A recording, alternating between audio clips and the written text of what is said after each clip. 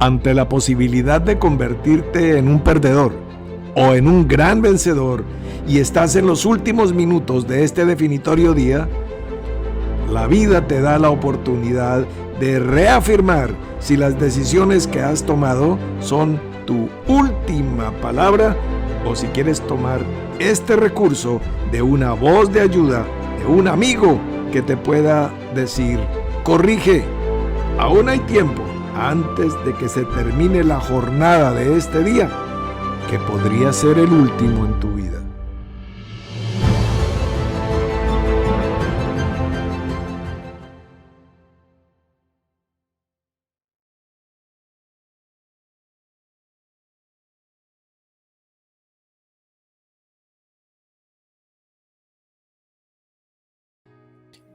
Y estamos entonces concluyendo nuestro día, que es una festividad en todo el territorio americano, por cuanto se celebra el día de Cristóbal Colón y, digámoslo así, la llegada de la América como descubridor. Eso es por lo menos la historia que nos han contado. 12 de octubre de 1492. Entonces es mucho tiempo de aquel suceso histórico, de todas maneras de gran importancia, independientemente de que él no haya sido el primero ni el segundo en llegar a estas tierras. Eso no es el punto. Por lo pronto se tuvo un día de reponer fuerzas, de estar en familia, y cerramos la jornada con un tiempo de reflexión, edificación. Estamos ampliando nuestros horizontes. Entonces, hicimos una lectura contextual y parafraseada de la Escritura. Contextual, o sea que no eres exactamente, ya pues, tú tienes las citas y tú las lees allá en tu casa, pero para darle un contexto histórico, una ambientación, una dramatización, entonces me pareció importante y quizás sigamos utilizando ese recurso.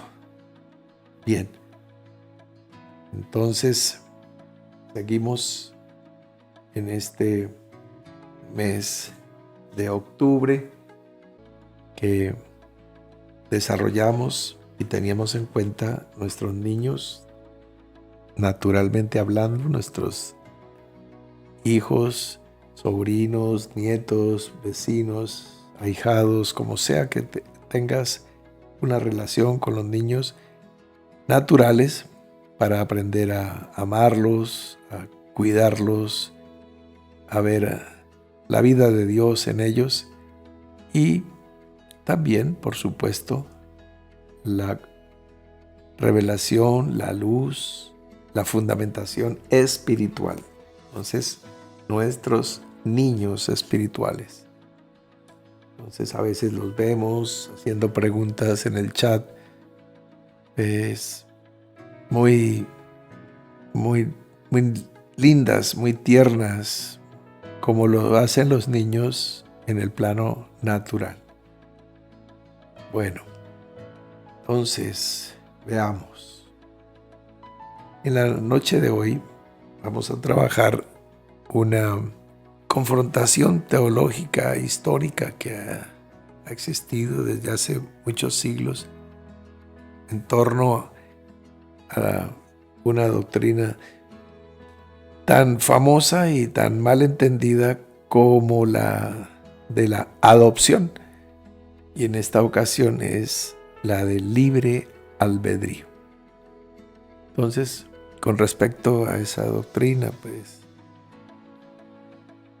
se han desarrollado, digamos, ha existido una polarización histórica entre la posición calvinista, que habla o digamos hace el énfasis en la a los que antes conoció, a estos, que digamos una predestinación, que las cosas están predeterminadas, y el arminianismo, que es, digamos, la posición contraria. La idea es ver si podemos encontrarnos un poco en el peso y balanza justas y encontrar que si el Hijo os libertare, seréis verdaderamente libres. Mientras tanto, pues no hay realmente un libre albedrío, porque Jesús enseñó que se es esclavo mientras se esté practicando el pecado. Porque el que hace pecado, esclavo es del pecado. Juan 8:34. Entonces, en ese orden de ideas, pues se ha entendido que libre albedrío es que la persona tiene la libertad para hacer el bien o no hacer el bien. Realmente la inclinación es la de hacer las cosas equivocadamente, fallar, ese pecar, ese no dar en el blanco. Entonces, cuando tú tienes una fundamentación espiritual, cuando tú tienes una vida espiritual, cuando ya no eres un practicante de fallar al blanco, sino le das con justeza, buscas el punto centro, el punto de equilibrio en todas las cosas, entonces no pierdes el tiempo en esas disputas interminables acerca de genealogías o acerca de, en fin, no la contención, no, sino empiezas a armonizar fundamentalmente contigo mismo, empiezas a encontrarte contigo mismo y entonces se va dando este punto centro. Vamos a leer por una parte el Evangelio de Juan y por otro vamos a recordar lo que miramos y consideramos en la mañana de hoy. Evangelio de Juan capítulo 8, vamos desde el verso 31, dice que Jesús les dijo a los judíos que habían creído en él. Digan bien con quién está hablando. Judíos que han creído en él. No está hablando con gentiles, ni está hablando con judíos, sino judíos que han creído en él. Y se da este diálogo. Esto es importantísimo que lo tengas en cuenta.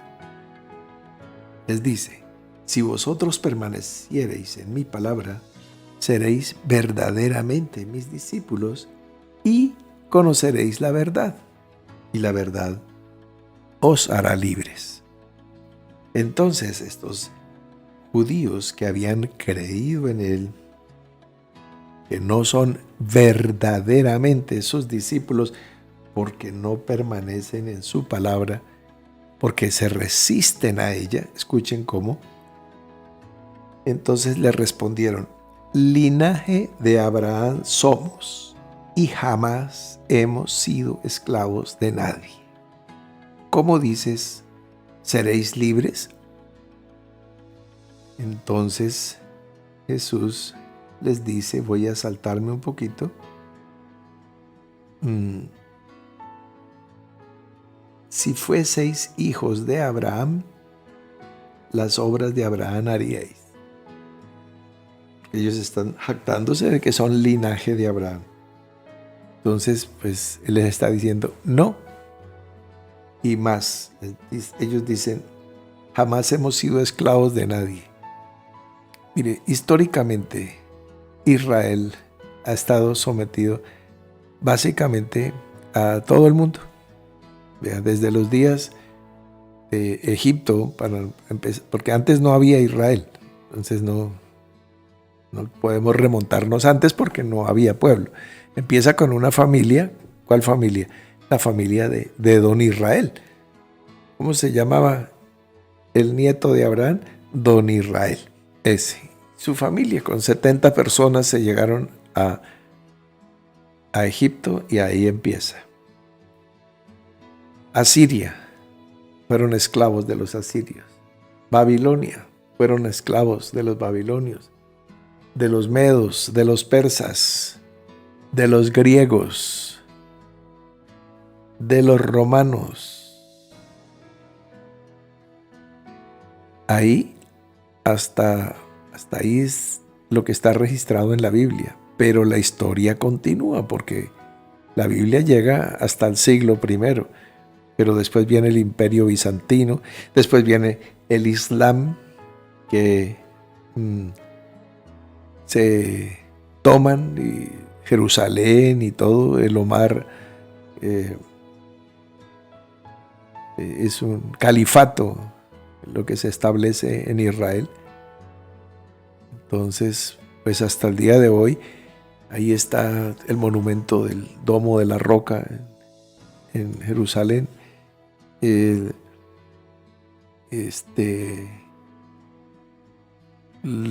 periodo de las cruzadas hace de Israel un triste y miserable campo de batalla, un botín de guerra.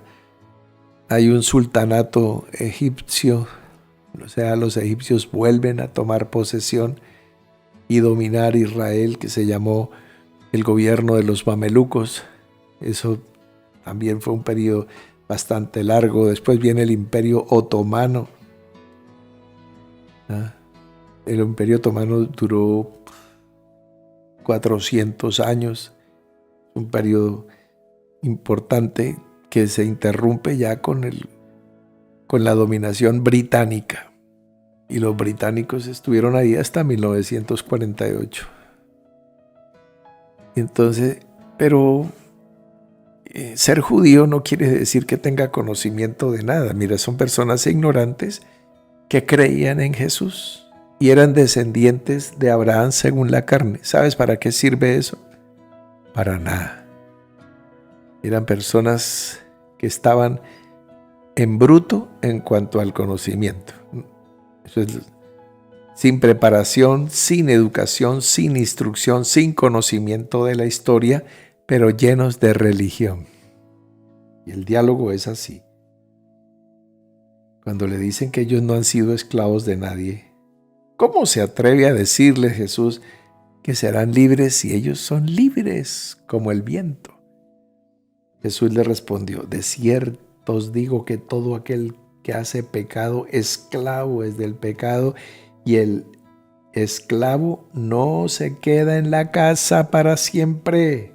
El hijo sí se queda en la casa, el esclavo no. Así que si el Hijo os libertare, seréis verdaderamente libres. Es la segunda vez que les dice verdaderamente. Les dice que si permanecen en mi palabra, serán verdaderamente mis discípulos. Y si el Hijo los libertare, seréis verdaderamente libres. Porque hay personas que se sienten discípulos de Cristo, pero no lo son, porque no permanecen en la palabra. Hay personas que se sienten libres, pero que no lo son, porque no han sido libertados por el Hijo, entonces permanecen en condición de esclavitud del pecado. Sé que sois descendientes de Abraham, pero procuráis matarme porque en mi palabra no haya cabida en vosotros. Yo hablo lo que he visto acerca del Padre, y vosotros hacéis lo que habéis oído acerca de vuestro Padre. Y respondieron diciéndole: nuestro Padre es Abraham. Jesús les dijo: si fueseis hijos de Abraham, las obras de Abraham haríais. Pero ahora procuráis matarme a mí, Y esos son los que habían creído en él, ¿no? Nótese que estaba hablando con los creyentes judíos que se dicen hijos de Abraham y se dicen hijos de Dios. Mira lo que Jesús les dice. Ahora procuráis matarme a mí, hombre que os he hablado la verdad, la cual he oído de Dios. No hizo esto Abraham. Vosotros hacéis las obras de vuestro padre. Entonces le dijeron, nosotros no somos nacidos de fornicación. Ahí ya le están escupiendo el rostro a Jesús. Porque según se chismoseaba en los corrillos religiosos, Jesús era hijo de una mujer que había fornicado poniéndole los cachos a su desposado José. Y le dicen más, un padre tenemos que es Dios. Jesús entonces les dijo, si vuestro padre fuese Dios, ciertamente me amaríais, porque yo de Dios he salido y he venido. Pues no he venido de mí mismo, sino que Él me envió. Entonces les ha dicho que no son hijos de Abraham, que no son hijos de Dios, que no son verdaderamente sus discípulos y que no son verdaderamente libres. Les está diciendo que son hijos de otro padre, les está diciendo que son esclavos del pecado, les está diciendo que no van a permanecer, porque los esclavos terminan afuera, solo los hijos quedan para siempre. Todo eso les dijo. Entonces se pregunta Jesús, ¿por qué no entendéis mi lenguaje? ¿Por qué no podéis escuchar mi palabra? Y aquí ya, por si les quedaron dudas, les dice, vosotros sois de vuestro padre el diablo y los deseos de vuestro padre. Eso es lo que ustedes quieren hacer. Quieren agradar a ese padre. La religión les hace decir que son hijos de Dios y son linaje de Abraham, pero eso es religión. Lo que determina y evidencia tu linaje es lo que hay en tu corazón. Entonces dice, los deseos de vuestro padre queréis hacer. Él ha sido homicida desde el principio y no ha permanecido en la verdad porque no hay verdad en él. Cuando habla mentira, de suyo habla porque es mentiroso y padre de mentira.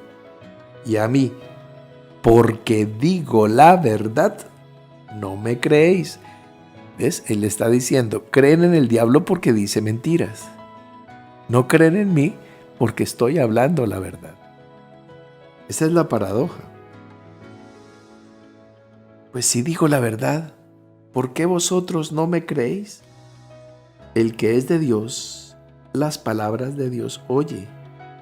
Por eso no las oís vosotros, porque no sois de Dios.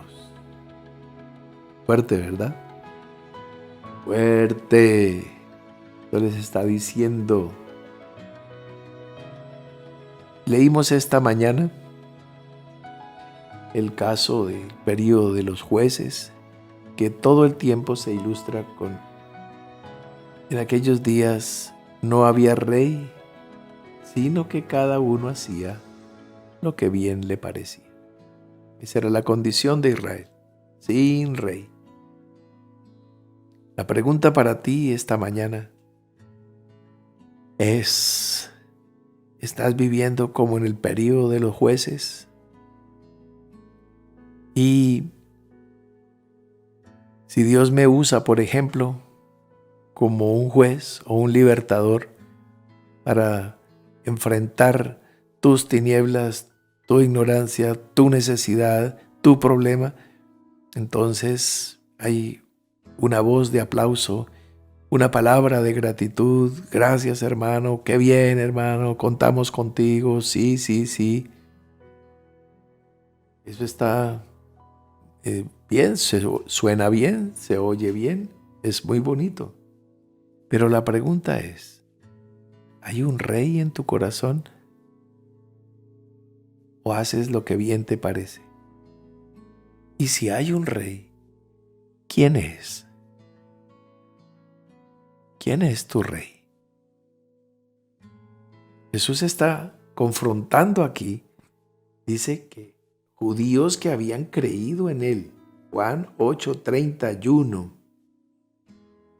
y les dice, si permaneciereis en mi palabra, porque hay momentos en que una persona dice, sí, sí, sí, sí, amén, pero sobre todo cuando yo estoy hablando de Jesús, de los judíos, de Abraham, de Isaac, de Jacob, de los jueces.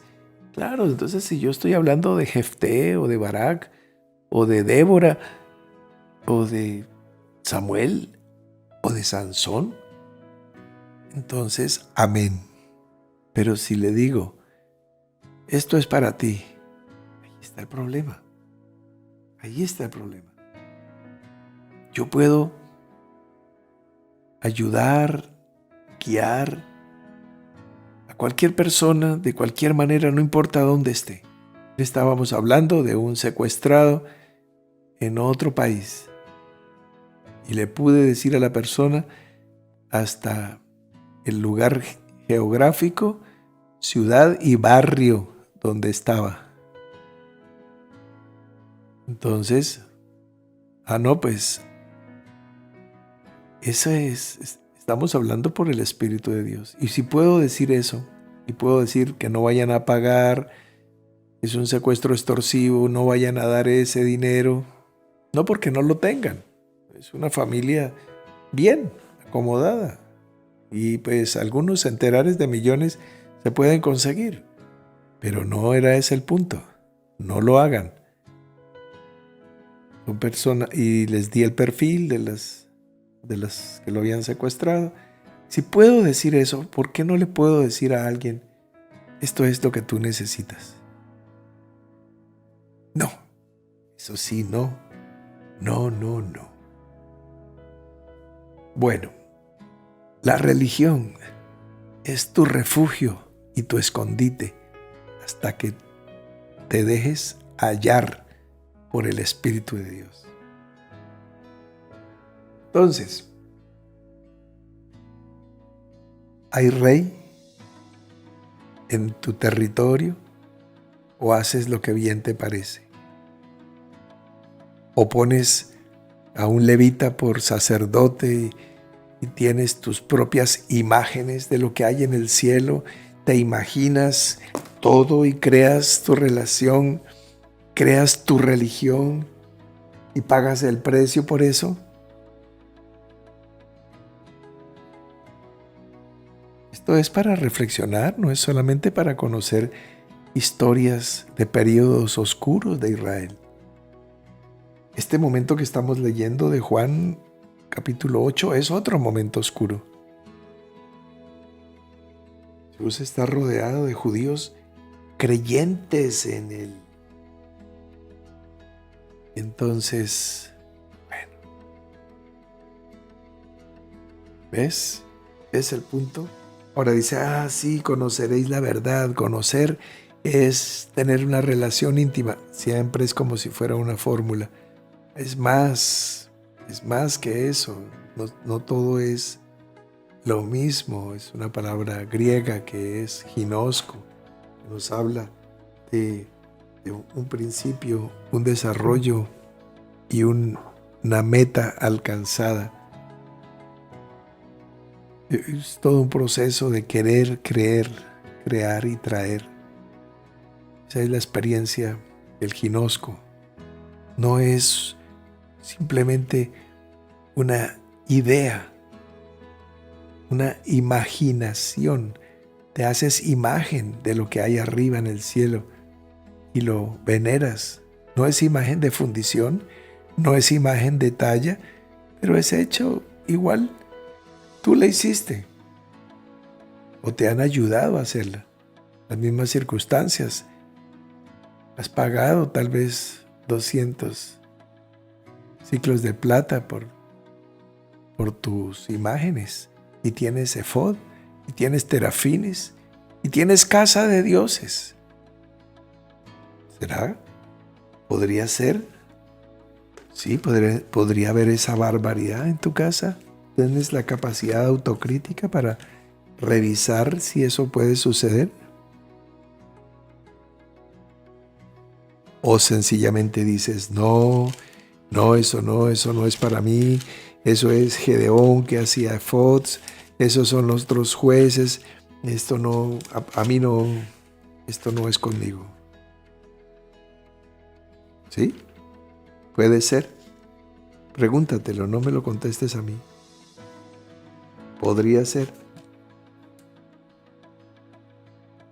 Micaía es un personaje lejano en la historia, pero podría ser cercano a tu experiencia. ¿Estás dispuesto a pagar por tener tu propio culto casero? O como la tribu de Dan. ¿Ves lo que estamos hablando? Es una reflexión muy seria y muy profunda. Vamos a parar ahí. En este mes de octubre, hermana Nora cumple años de haber partido. Mis padres se casaron en octubre. Yo me casé con la hermana Paloma en octubre. Los padres de la hermana Paloma se casaron en octubre. El hermano, o sea, mi cuñado, hermano de Paloma, ella tiene solo un hermano, también se casó. Un 12 de octubre precisamente tuvo su descubrimiento. Bueno, entonces es un tiempo que muy particular, muy singular. Es el año en que también yo empiezo mi vida nueva. El mes en que yo empiezo mi vida nueva es en octubre. Tremendo, para mí es muy significativo y reitero mi compromiso con Dios y con todos ustedes de brindarles lo mejor de mi corazón. Como todas las mañanas, como todas las noches. No esperen nada por debajo de lo mejor. Esa es la vara para mí. No echen en el olvido lo que acabamos de hablar. Es muy serio y muy solemne. Una buena lectura de esto te puede cambiar toda la vida. Un fuerte abrazo, mis amigos. Nos vemos mañana en el devocional.